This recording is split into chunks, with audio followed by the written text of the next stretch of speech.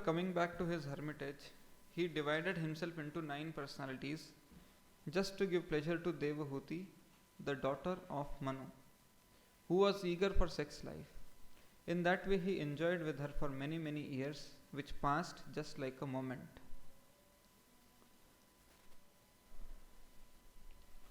So, continuing the chapter of Kardama Muni and Devahuti's interaction.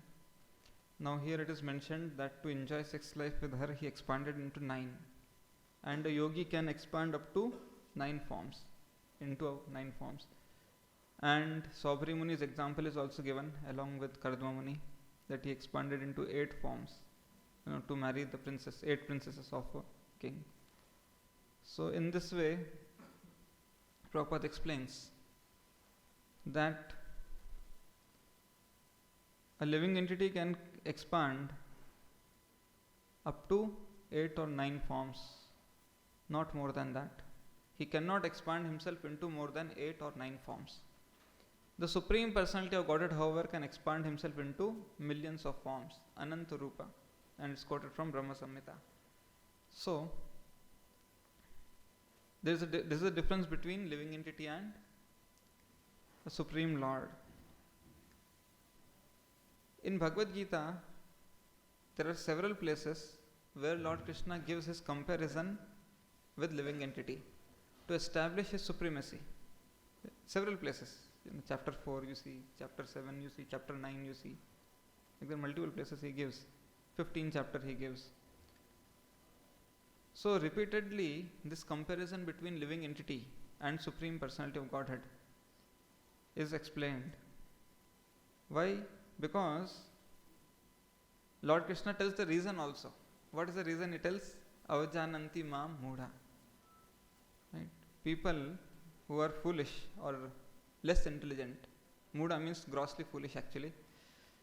So they cannot understand Krishna, because Krishna also comes in human form. Right? So people think because he has come in human form, he is also human being. So Lord says, okay, I am appearing like a human being, but actually I am not a human being. So here is one example that Lord expands into countless forms. And practically, literally, there are countless forms. In the spiritual world, first of all, there are innumerable Vaikuntha planets. Right? Actually, in Chaitanya Charitamrita, the expansions of Lord, they are explained. Prabhupada explains in the purport. Different expansions of Lord, right, as given in the scriptures and categorized by Bhakti Vinod Thakur. Swayam Rupa, Tad Ekatma Rupa, Avesha, Prabhava, Vaibhav, and so on. Srila Bhakti Vinod Thakur has given the following description. In the beginning, Krishna has 3 bodily features. Swayam Rupa, Tad Ekatma Rupa, and Vaibhav. And Avesha Rupa.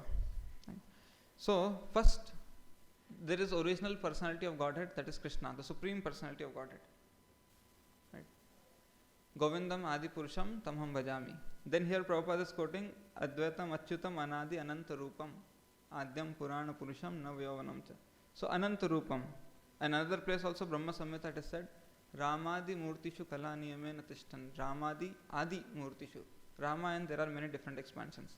So, how they are categorized? First is the original Supreme Personality of Godhead, Lord Krishna, Govindam Adi Purusham. When Krishna expands into other Krishnas, right, that is called Prakasha. Prakasha means Krishna expands as Krishna. So, example of this is Krishna expanded himself in Ras Leela. Right? In Ras Leela, Krishna expanded himself. With each gopi, there was one Krishna. So, in his original form, Krishna was expanding as Krishna's only. So, this is called Swayam Prakasha. There is also a pastime of a Brahmana and the king who are inviting Krishna to their places simultaneously. Krishna expands into 2. Or Krishna expands as husbands of so many princesses or queens in Dwarka. So in this way Krishna expands into Krishnas. So that is called Prakasha. Then Krishna expands into various incarnations, right, which are not like Krishna. They don't look like Krishna. They are called Vaibhav. So there is no end to all these incarnations. Then he expands as Vyu. Vyu means Chaturvyu, and from there so many again, multiple incarnations happen. Vaikuntha Adhipatis also expand. So then further in this material world he expands as 3 Vishnus, and then the Shirodaksha Vishnu expands as Jiva, Paramatma in every Jiva, right, as a companion of every Jiva, and there are countless Jivas. Plus Anor Aniyam, in every atom Lord expands as Paramatma. So in this way, if we just take an overview of varieties and counting of these incarnations, these expansions, there is no limit. But a living entity cannot. So people, they mistake Krishna to be ordinary living entity. In 9th chapter, Krishna establishes his position. Before telling, see, Krishna says, fools deride me when I descend in the human form. Right? So people see Krishna in human form, Arjuna is also in human form, Krishna is also in human form, both are sitting on the same chariot. Arjuna is instructing, Krishna is obeying the order, and Krishna is saying, you are my friend. Arjuna is also saying, you are my friend. Correct. 4th chapter Krishna says, you are my friend, and 11th chapter Arjuna says, I have treated you as my friend. So one is Purusha, one is Mahapurusha. One is person, another is great person.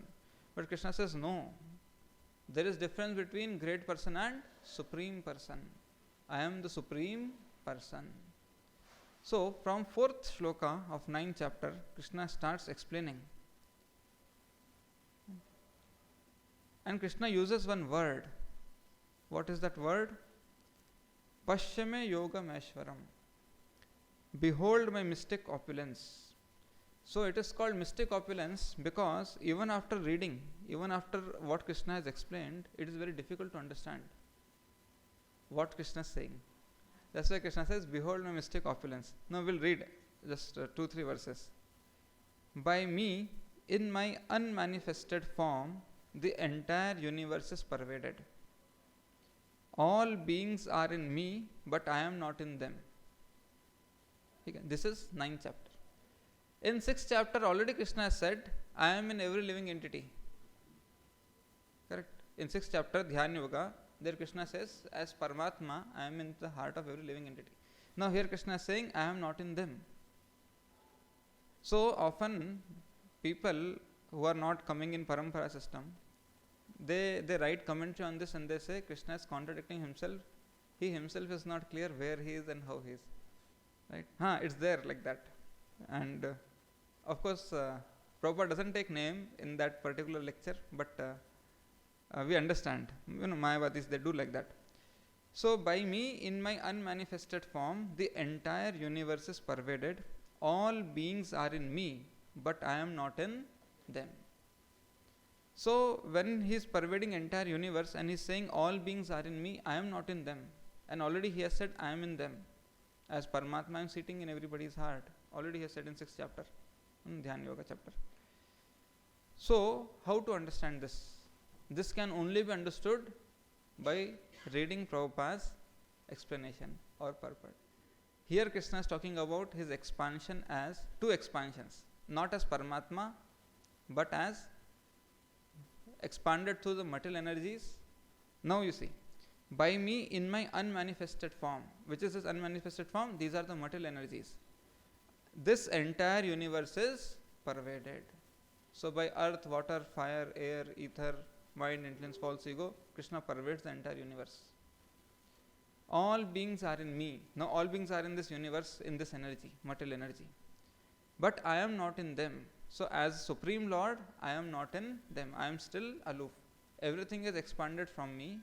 All the living entities are in that. So in this way they are in me. Right? And I am not in them. I still stand aloof. My personality is not affected by all these things. Then further he says, so this no living entity can even comprehend to do like this. What to say of claiming that I am Bhagwan and I can do this? when Krishna says all this, we can understand, oh, this is what is happening. A common living entity and ordinary living entity cannot even comprehend such a thing can happen. Right? Now Krishna says, behold my mystic opulence. Next verse. And yet everything is created, everything that is created does not rest in me. So I pervade, all living entities are in that, but still everything that is created does not rest in me. Here Krishna is talking about his Bhagwan feature, I am still aloof. Right? I am independent. Behold my mystic opulence. Although I am the maintainer of all living entities and although I am everywhere, still myself is the very source of creation. Right? This is Upanishad.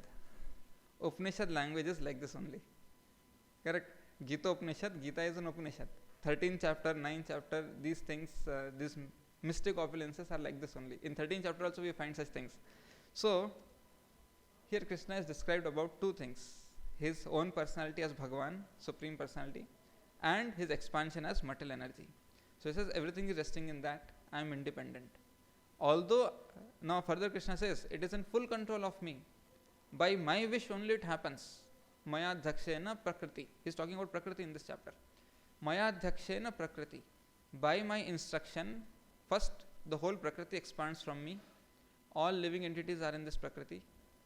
In one way they are resting in my energy, but they are not directly connected to me. They are not resting in me. I am not in them, I am still aloof. Because I have expanded as Prakriti, it does not mean I have dissolved and become Prakriti. My own individual identity still remains. So Prakriti is created by me, Prakriti is annihilated by me, Prakriti is controlled by me. Right? I'll just read further, skipping a couple of verses. O son of Kunti, at the end of the millennium, every material manifestation enters into my nature. And at the beginning of another millennium, by my potency, I again create. So, first Krishna says, I am aloof. They are not in me, I am not in them. Right? But still they are in my energy. I pervade through my energy. Now Krishna says, here Krishna says about two things. One is, O son of Kunti, at the end of the millennium, every material manifestation enters into my nature. And at the beginning of another millennium, by my potency, I again create. He is talking about material manifestation. And next verse also read. The whole cosmic order is under me. By my will it is manifested again and again, and by my will it is annihilated at the end. So, Lord Krishna, when he is explaining to Arjuna about his position, what all points he has covered. First is how he created and still he is aloof, he is not affected. This creation is not possible by any living entity, first and foremost. Second, by his will, right? All the manifestations of even bodies or creations, all these things, at the end of every millennium, it's all dissolved, they enter into Krishna's nature or Vishnu's nature. And when the new creation happens, again it is manifested. So no living entity can claim this. Right? This is a superior position of the Supreme Lord. No living entity can claim this. Then third he says, not about just living entities and creation, the whole cosmic order is under me. Right? Those living entities who have taken birth in this universe, how they can claim? Somebody has just taken birth. He has read little Shastra and he says, no, I am Brahman, I will merge into Brahman. You have taken birth just now. Correct? You have read 3-4 Shastras and you are saying, I am Brahman and I will merge into Brahman, I will become Brahman. One who has created the whole universe, one who has created the Shastra, he is telling, I am the source of all. Finally, everybody has to come, enter into me, come again manifest from me, and I am the Gatir Bharta Prabhu Sakshi, I am the ultimate goal. So this is the audacity of people that Krishna is pointing out. Right? Say Mayavadis, they read some scriptures and then they start, first they read scriptures, that means they don't know scriptures, they have to read and learn. This is the first point. Why are you reading if you are already knowing? Correct? If you are Brahman and full of knowledge, then there is no need to read the scriptures. But your reading means you don't have knowledge. Correct? Second point, when they read, they start countering scriptures. From this is called Guru Mar Vidya. From where you are reading and learning, you think you are smarter than the scripture, you are smarter than your textbook, and you start countering. Right. Third thing, when they are reading and countering, right, how offensive they are. Just see. When they are reading and countering, right, then they have audacity to assume that they are Supreme Lord, isn't it? And to deride the actual Supreme Lord. So in this way, people who do not go by parampara, their study is not from parampara, right? They independently assume, I have the intelligence to study the scriptures. I have the intelligence to, this is another audacity, that I have the intelligence to comment on the scripture, remark on the scripture. Right? In this way, every step of their approach is offensive. And in this way, they deride the Supreme Lord. Right? So now Lord is saying, living entities are born into this creation by their karma, correct? Sattvagun, Rajogun, Tamogun, they are forced by material energy to take birth in certain situation. And at the end of the millennium, they enter into me. I still remain. Nothing happens to me. And such living entities who are born from me, who are entering into me, may manifest and unmanifest in me, they have that audacity to comment on me. Yes or no? That see, he is also a human being like us. So that's why Krishna says they are fools. Fools deride me when I descend in the human form. They do not follow, they do not know my transcendental nature and my supreme dominion over all that be. So in this way, Lord Krishna says that from me, living beings are manifested. At the end of the millennium, they again enter into my nature. From me, the entire cosmic manifestation is manifested, it enters into me. But I remain unaffected. Further see how interestingly Lord says, O Dhananjaya, all this work cannot bind me. I am ever detached, seated as though neutral. Now he says, this material nature is working under my direction, O son of Kunti, and it is producing all moving and unmoving beings. By its rule, the manifestation is created and annihilated again and again. So those who think they are Brahman, those who think that they are equal to Supreme Lord, they are also part of this creation. When this creation by Krishna's will is manifested, they are manifested. When this creation by Krishna's will is unmanifested, they are unmanifested. They are totally under the dictations or the shackles of material nature, which is working under Krishna's order. So there is such a big gap between Krishna and living entity. First there is Krishna, below Krishna there is material nature, Durga, under Durga there is this creation, they are a part of this creation and they are being tossed over, right, in this creation. And still they think we are as good as Krishna, or Krishna is as bad as or as good as us, right?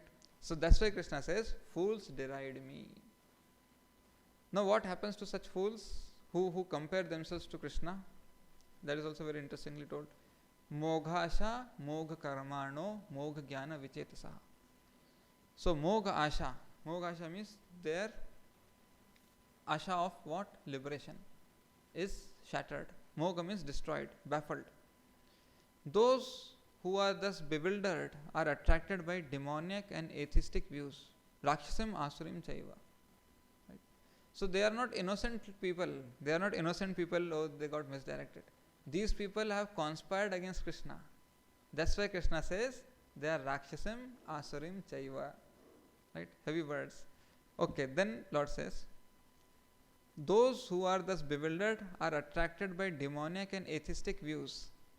In that deluded condition, their hopes for liberation, moghasha, mogh karmano, their fruitive activities, and mogh jnana vichetasa, and their culture of knowledge are all defeated. So, moghasha means to get liberated. Bhagavatam explains such people who deride the Supreme Lord, right, who have disrespected the lotus feet of the Lord. They can go up to the Brahman, liberation, and they can assume vimukta manina. Right? Yad arvinda आक्षेप विमुक्त मानिना त्वयि असत भाव अविशुद्ध बुद्धया आरूह कृच्छेन परम पदम. Yes, आरूह कृच्छेन param padam. So Krishna means they reach up to param padam. Param padam is the stage of liberation. Their param padam is not supreme abode, but the stage of liberation, Brahman. And patanti, patanti means they fall down. Why they fall down? Anadita yushmad angrivi. They have disrespected your lotus feet, so they fall down from there. Right? They fall down from there. When a living entity, he assumes, right, that he is Supreme Lord or Supreme Brahman, correct, and he thinks that I will go and merge into the Brahman. The very understanding of his constitutional position is incorrect, improper, because he has not heard from the parampara. So when he does not hear from the parampara and he assumes that I will go and merge into Brahman, right, which is not possible, why he wants to merge into Brahman? Because he is seeking his own pleasure, his own happiness. Right? The constitutional position of living entity is to be happy only in connection with the Supreme Lord. So by disrespecting the lotus feet of the Lord, first he has become offender. Right? Mayavadir Krishnera Aparadhi, Lord Chaitanya Mahaprabhu says, and same thing is told in Bhagavatam also. So by disrespecting the lotus feet of the Lord, first he has become offender, for which he will be punished. What is that punishment? Again he will fall down to this material mire. Right? Second, he is thinking of independently enjoying. There are only two kinds of enjoyment. One enjoyment is material enjoyment, which is temporary and miserable. Second enjoyment is spiritual enjoyment, which is in the spiritual planets, in Vaikuntha or Goloka. In Brahma Jyoti there is no enjoyment. So he just assumes enjoyment, either living entity interacts his material senses with material objects, or spiritual senses with spiritual Lord, correct, spiritual energy. There are only two ways of enjoyment. In Brahman there is no material sense and there is no material or spiritual sense object. Neither senses are there nor sense objects are there. In Brahman, when they are as spiritual spark. So their senses are not developed, spiritual senses are not developed, nor there is any spiritual sense object, spiritual energy or the Supreme Lord to interact and enjoy. So in this way, both the hopes of enjoyment, material enjoyment is not there, and the spiritual enjoyment they do not get, they are not entitled to, they lose.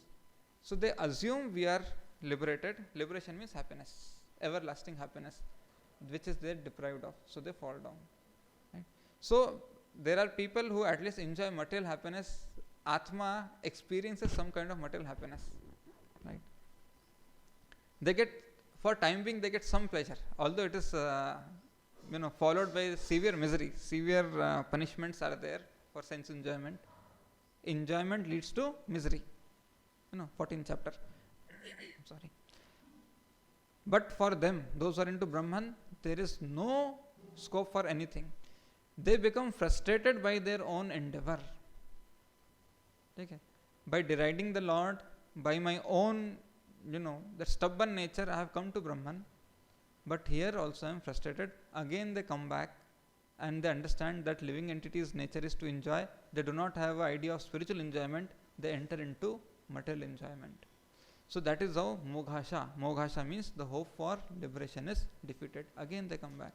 Mogha Karmano, those who deride the Supreme Lord is the bestower of all the material happiness also. Whether the someone achieves by tapasya or karma kanda or by demigod worship. By whatever process one attains material happiness, Supreme Lord is the benedictor of those happiness. When one derides the Supreme Lord, he becomes an offender. So all his fruitive works, fruitive activities, they become useless, they become waste, right? And they are all defeated. And Mogha Jnana, Mogha Jnana Vichetasa. Mogha Jnana means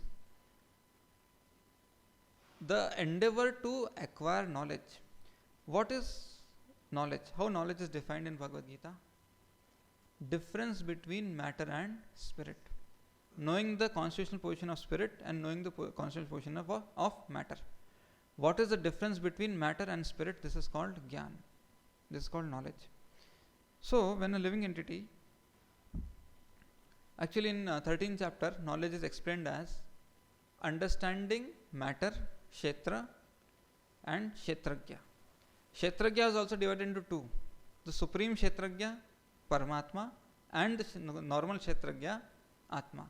So knowledge of Supreme Lord, living entity, that is spirit soul, and material nature. This is called knowledge, jnana. So their endeavor to acquire perfect knowledge is baffled. Why?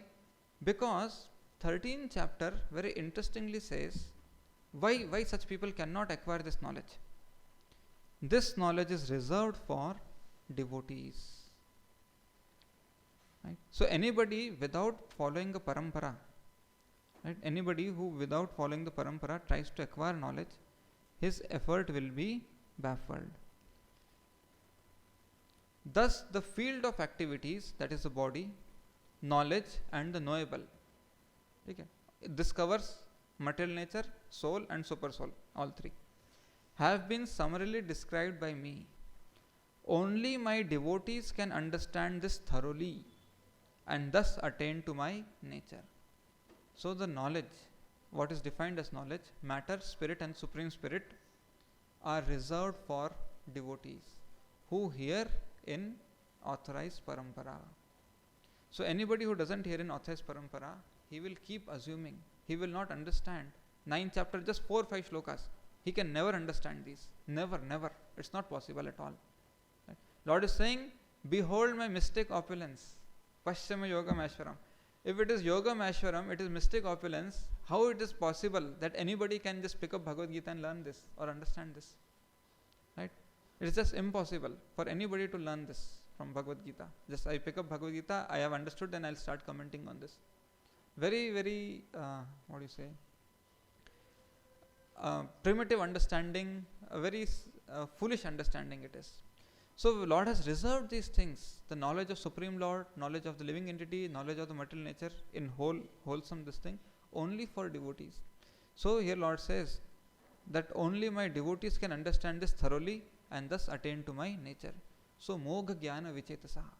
When one is not in proper Jnana, in 4th chapter it is explained what happens when one is not in proper knowledge. Krishna explains in 4th chapter, there are different kinds of austerities. He has listed down yagnas, right? Different kinds of yagnas. First he explains yagna in devotional service. Okay? Such a person who is engaged in sacrifice in devotional service, he attains to kingdom of God.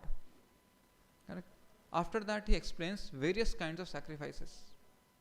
So after explaining various kinds of sacrifices, Lord Krishna says, what is the result of these sacrifices?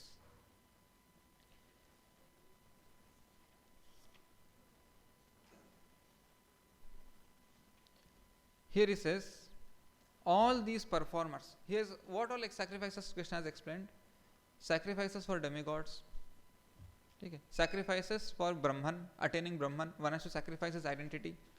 Then sacrifices done by grahasthas, sacrifices done by brahmacharis, that is swadhyaya and restraining the senses, all this kind of things.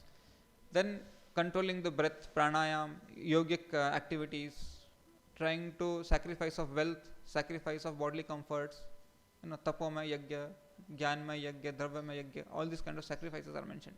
So there are different kind of sacrifices. When somebody does these sacrifices, what is the result? These are non-devotional sacrifices. They are not under devotional service or under bhakti yoga. That he has explained already up to 24th verse. All these performers who know the meaning of sacrifice become cleansed of sinful reaction. Okay. So by performing these sacrifices, one is freed from sinful reaction. Second, and having tasted the nectar of the remnants of such sacrifice, they go to the supreme eternal atmosphere. So a person who performs sacrifices without referring to a bona fide spiritual master or authorized parampara, he can get freed from all his sins. He can also attain eternal atmosphere, that is Brahman. But he will not go to Krishna Loka. Right? He will not go to Krishna Loka. When one performs these sacrifices under a bona fide spiritual master, then he has proper knowledge, who am I, what is my relationship with the Lord, and how the sacrifice has to be performed for pleasure of the Lord, not for my benefit but for Lord's benefit. Then he attains to the spiritual kingdom. So this Lord says about sacrifice, just try to learn the truth by approaching the spiritual master. Inquire from him submissively and render service unto him. The self-realized soul can impart knowledge unto you because he has seen the truth.